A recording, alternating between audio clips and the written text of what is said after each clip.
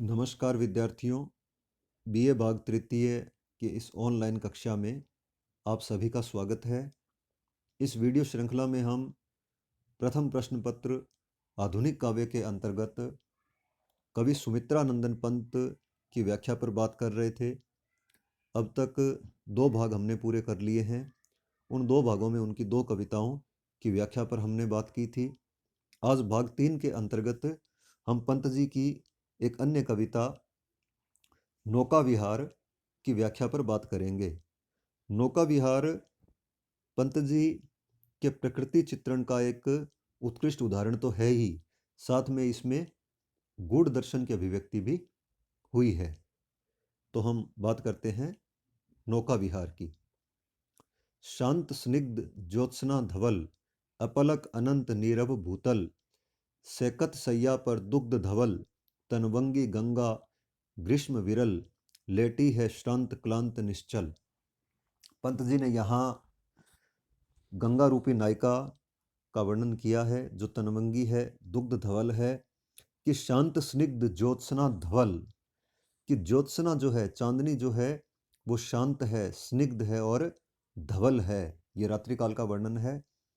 इसमें चांदनी जो है वो शांत स्निग्ध और धवल है।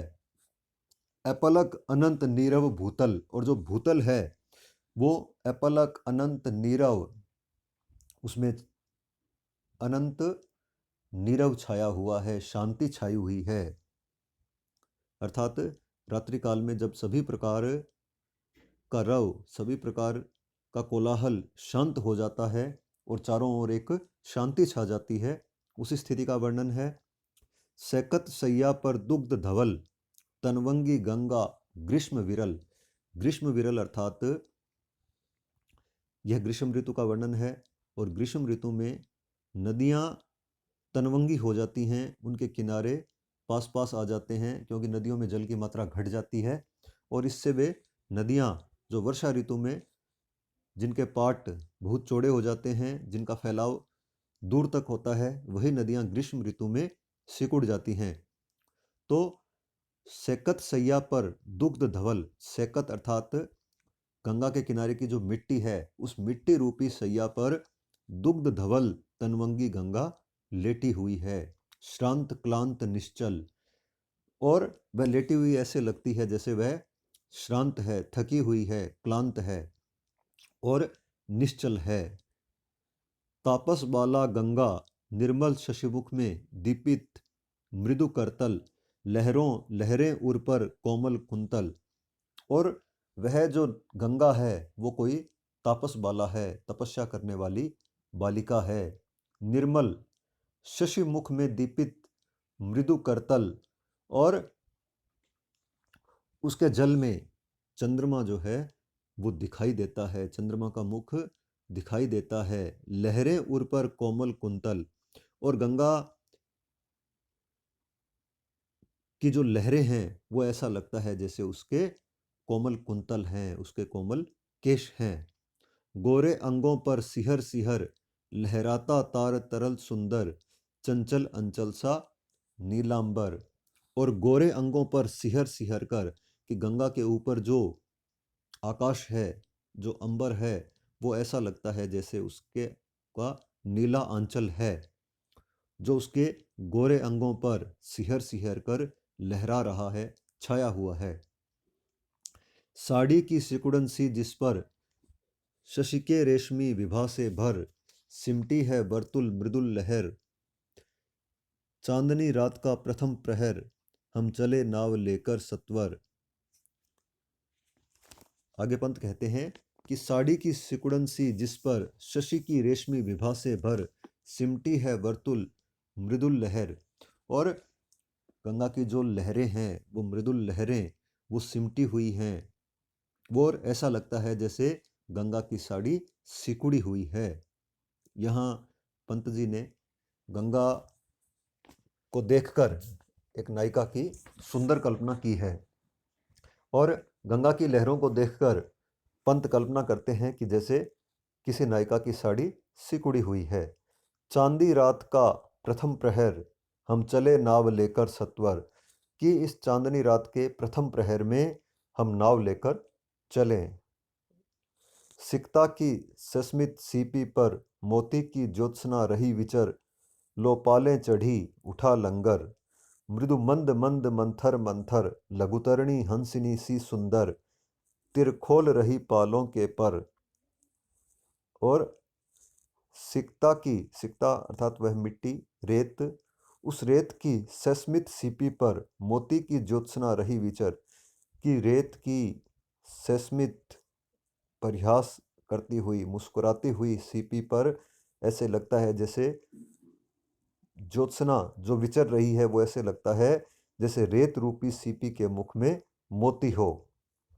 लो पाले चढ़ी उठा लंगर, और अब नाव की पालें चढ़ा दी गई और लंगर उठा दिया गया। मृदु मंद मंद मंथर मंथर, लघुतरणी हंसिनी सी सुंदर, और वह जो नाव है वह तरणी सुंदर हंसिनी के समान पानी में धीरे धीरे चलने लगी, और मानो वह अपनी पालों के पर को खोल रही है। निश्चल जल के शुचि दर्पण पर बिंबित हो रजत पुलिन निर्भर, दुहरे ऊंचे लगते क्षण भर, काला कांकर का राजभवन, सोया जल में निश्चिंत प्रमन, पलकों पर वैभव स्वप्न सघन। और निश्चल जल के शुचि दर्पण पर बिंबित हो रजत पुलिन निर्भर, और गंगा में चलते हुए, चूंकि गंगा के किनारे जो हैं वो सिकुड़ गए हैं, तो उस गंगा के निश्चल जल के शुचि पवित्र दर्पण पर बिंबित हो रजत पुलिन निर्भर, कि उसके जो किनारे हैं वो उसमें बिंबित हो रहे हैं, उनकी उसमें प्रतिछाया दिखाई देती है, और वे दोहरे ऊंचे लगते क्षण भर, और उस प्रतिछाया के कारण, उस प्रतिबिंब के कारण वे दुगने ऊंचे दिखाई देते हैं। काला कांकर का राजभवन, कि काला कांकर यह स्थान है जहाँ पर पंत ने यह कविता लिखी थी, कि उसका जो राजभवन है सोया जल में निश्चिंत प्रमन, वह राजभवन जिसकी परछाई पानी में दिखाई देती है, वह ऐसे लगता है जैसे जल में निश्चिंत होकर सोया हुआ है। पलकों पर वैभव स्वप्न सघन, और जिसकी पलकों पर वैभव के सघन स्वप्न छाए हुए हैं। नौका में उठती जल हिलोर, हिल पड़ते नभ के ओर छोर, विस्फारित नैनों में निश्चल, कुछ खोज रहे चल तारक दल, ज्योतित कर नभ का अंतस्थल। आगे पंत कहते हैं कि नौका में उठती जल हिलोर, कि जैसे ही किसी लहर के कारण नौका डगमगाती है, हिल पड़ते नभ के ओर छोर, इससे नभ के ओर छोर हिल पड़ते हैं, अर्थात पानी में जो आकाश की परछाई दिखाई देती है, वह लहर के आने से वह परछाई देखकर ऐसा लगता है जैसे नभ जो है वो स्वयं हिल रहा है। विस्फारित नैनों में निश्चल, कुछ खोज रहे चल तारक दल, ज्योतित कर नभ का अंतस्थल। और ऊपर दिखाई देने वाले जो तारक दल हैं, वो तारक दल ऐसे दिखाई देते हैं जैसे वे अपने विस्फारित नैनों में अपने नेत्रों को खोलकर कुछ खोज रहे हैं। ज्योतित कर नभ का अंतस्थल, और वे नभ के अंतस्थल को ज्योतित कर रहे हैं, प्रकाशमान कर रहे हैं। जिनके लघुद्वीपों का चंचल, अंचल की ओट किए अविरल, फिरती लहरें लुकछिप पल पल। और जिनके लघु द्वीपों का चंचल, और वे तारे जो हैं वो लघु द्वीपों के समान दिखाई देते हैं, चंचल। अंचल की ओट किए अविरल, फिरती लहरें लुक छिप पल पल, और लहरें जो हैं वो मानो उन्हीं के अंचल की ओट किए हुए फिर लुक छिप का एक खेल खेल रही है। सामने शुक्र की छवि झलमल, पैरती परी सी जल में कल, रूप हले कचों में ही ओझल। और सामने शुक्र, शुक्र अर्थात यहाँ शुक्र तारे के लिए है कि वह उसकी जो छवि है वह झिलमिलाती हुई दिखाई देती है। और पैरती परी सी जल में कल, रूप हले कचों में ही ओझल। और ऐसा लगता है जैसे किसी नायिका के सुंदर केश उस पानी में दिखाई दे रहे हों और उसका मुख उन केशों में ही छिप गया हो। लहरों के घूंघट से झुक झुक, दशमी का शशि निज तिर्यक मुख, दिखलाता मुग्धा सा रुक रुक, अब पहुंची चपला बीच धार, छिप गया चांदनी का कगार। आगे पंत कहते हैं कि लहरों के घूंघट से झुक झुक, दशमी का शशि, दशमी अर्थात दशमी तिथि का जो चंद्रमा है वो निज तिर्यक मुख, अपना तिर्यक मुख, क्योंकि चंद्रमा का दशमी का जो चंद्रमा है वो पूर्ण नहीं होता है, तो ऐसा लगता है जैसे उसने अपने मुख को तिर्यक कर रखा है, टेढ़ा कर रखा है। तो लहरों के घूंघट से झुक झुक, और दशमी का जो चंद्रमा है वो मानो लहरों के घूंघट से चंद्रमा की पानी में जो परछाई दिखाई दे रही है, तो उस परछाई पर जब लहरें आती है तो ऐसे लगता है जैसे उस दशमी के चंद्रमा ने लहरों का घूंघट अपने मुख पर डाल रखा है। दिखलाता मुग्धा सा रुक रुक, और ऐसा लगता है जैसे वो चंद्रमा किसी मुग्धा नायिका के समान अपने मुख को बार बार दिखलाता है। अब पहुंची चपला बीच धार, छिप गया चांदनी का कगार। अब जो नौका है वो बीच धारा में पहुंच गई है और छिप गया चांदनी का कगार। और रात्रिकाल होने के कारण अब चांदनी का कगार जो है वो छिप सा गया है। दो बाहों से दूरस्थ तीर, धारा का कृश कोमल शरीर, आलिंगन करने को अधीर।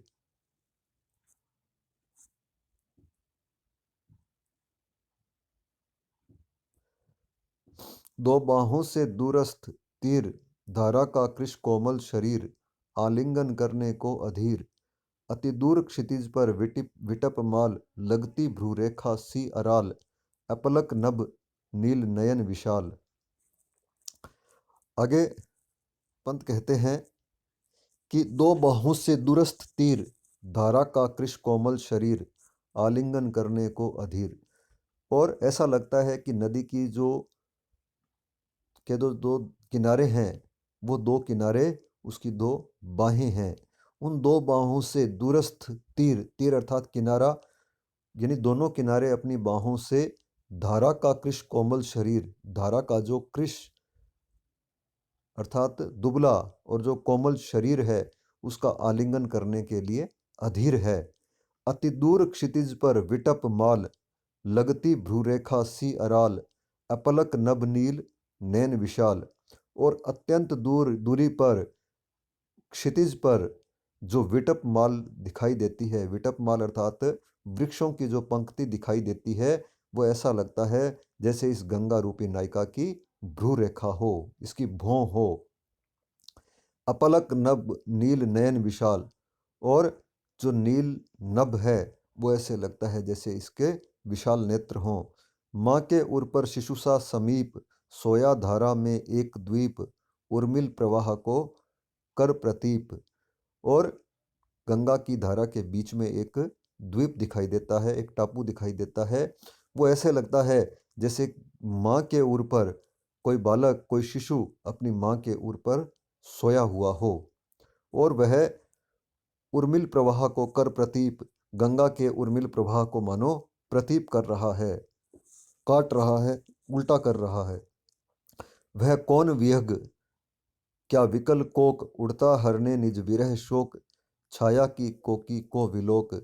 तभी पंत जी को यहाँ किसी पक्षी का स्वर सुनाई देता है, और उस स्वर को सुनकर वे कल्पना करते हैं कि वह कौन सा विहग है।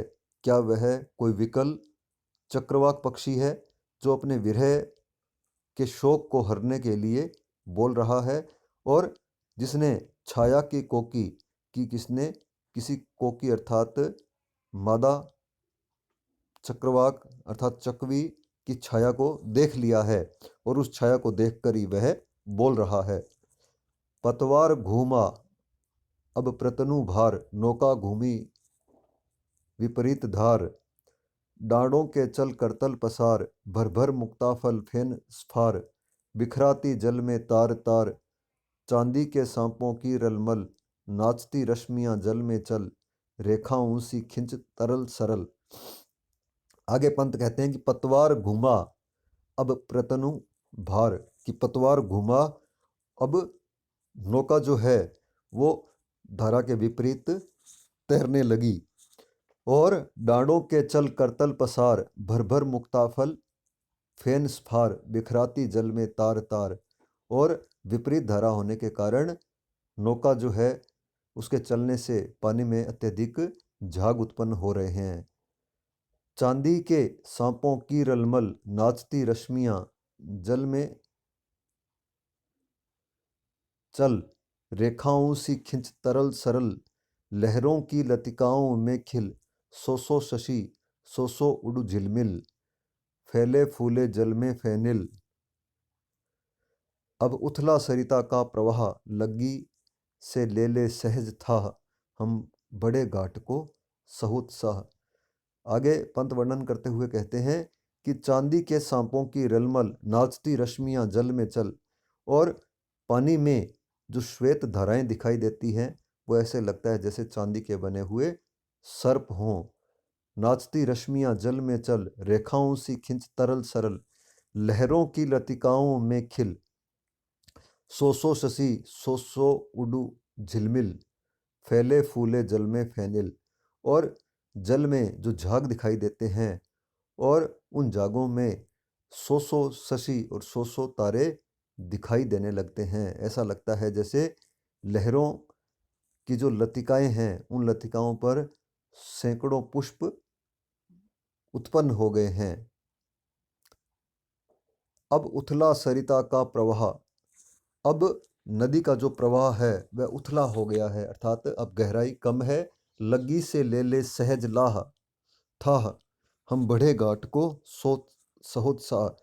अब लग्गी लगी अर्थात गहराई का अंदाजा लगाने के लिए जो औजार है उससे हम सहज था लेकर हम घाट की ओर बढ़े। यह पंत जी की इस कविता का अंतिम छंद है और यह उनके जीवन दर्शन को व्यक्त करने वाला छंद है। पंत कहते हैं, ज्यों ज्यों लगती है नाव पार, उर्मे आलोकित शत विचार, इस धारा सा ही जग का क्रम, शाश्वत इस जीवन का उद्गम, शाश्वत है गति शाश्वत संगम, शाश्वत नभ का नीला विकास, शाश्वत शशि का यह रजत हास, शाश्वत लघु लहरों का विलास। पंत कहते हैं कि ज्यों ज्यों नौका पार लगती है वैसे वैसे उर में हृदय में आलोकित शत विचार, सैकड़ों विचार हृदय में आलोकित होते हैं आते हैं। इस धारा सा ही जग का क्रम, शाश्वत इस जीवन का उद्गम, कि जिस प्रकार से यह धारा है यह धारा शाश्वत है, अर्थात जिस प्रकार से यह गंगा की धारा सदैव बहती रहती है, इसमें स्थिरता नहीं है, उसी प्रकार से यह जीवन का उद्गम भी शाश्वत है। शाश्वत है गति शाश्वत संगम, कि गति जो है वो शाश्वत है, सदैव रहने वाली है, और संगम भी शाश्वत है। शाश्वत नभ का नीला विकास, शाश्वत शशि का यह रजत हास, शाश्वत लघु लहरों का विलास, कि ये सभी शाश्वत हैं। हे जल जीवन के कर्णधार, चिर जन्म मरण के आर पार, शाश्वत जीवन नौका विहार। पंत जल जीवन के कर्णधार को संबोधित करते हुए कहते हैं कि चिर जन्म मरण के आर पार, शाश्वत जीवन नौका विहार, कि जिस प्रकार से यह नौका विहार है उसी प्रकार से हमारा जीवन जो है उसमें जन्म और मरण भी शाश्वत हैं। और जिस प्रकार से हम नौका में बैठकर नदी में विहार करते हैं उसी प्रकार से इस संसार में भी हम विहार करते हैं। और मैं भूल गया अस्तित्व ज्ञान, जीवन का यह शाश्वत प्रमाण, करता मुझको अमृतत्व दान, कि मैं भूल गया था अपने अस्तित्व के ज्ञान को, कि जीवन का यह शाश्वत प्रमाण है जो मुझे अमृतत्व दान करता है। कहने का तात्पर्य है कि हमारा जो ये जीवन है यह शाश्वत है, और जिस प्रकार से प्रकृति की क्रियाएं शाश्वत हैं उसी प्रकार से हमारा यह जीवन भी सदैव रहने वाला है, अमृतत्व है। यद्यपि हमारा शरीर जो है वो क्षणभंगुर है, किंतु फिर भी यह संसार शाश्वत है। इस प्रकार से हम देखते हैं कि पंत जी की इस कविता में एक और जहाँ प्रकृति का श्रेष्ठ सौंदर्य व्यक्त हुआ है, वहीं दूसरी ओर जीवन के शाश्वत दर्शन का भी निरूपण हुआ है। अब गृह कार्य। पहला प्रश्न है, प्रस्तुत कविता के आधार पर कवि पंत के प्रकृति चित्रण पर अब टिप्पणी लिखिए। दूसरा प्रश्न है, कविता के अंतिम छंद की सप्रसंग व्याख्या कीजिए। धन्यवाद।